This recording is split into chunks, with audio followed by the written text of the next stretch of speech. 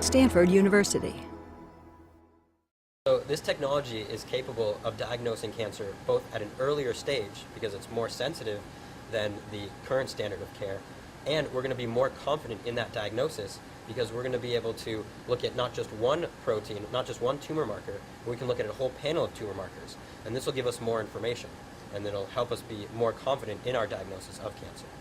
So by doing the protein test on blood in real time, essentially, we can tell the doctor much earlier that the therapy is not working or working, so we can actually improve the effectiveness of the drug therapy.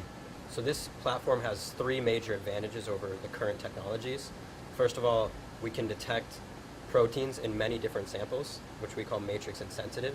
So if a patient has a protein in blood or in a cell lysate from a tumor biopsy, we can detect these proteins equally in both samples.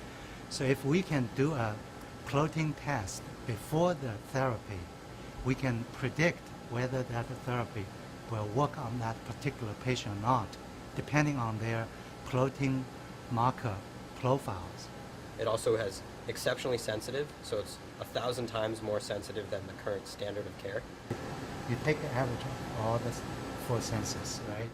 We know that ovarian cancer is very difficult to detect, and usually when we find it, it's too late for doctor to make intervention.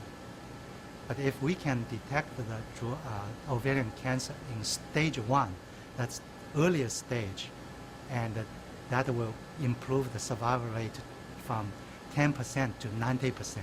By being able to diagnose cancer at an earlier stage and being more confident in that diagnosis, we're able to hopefully save lives.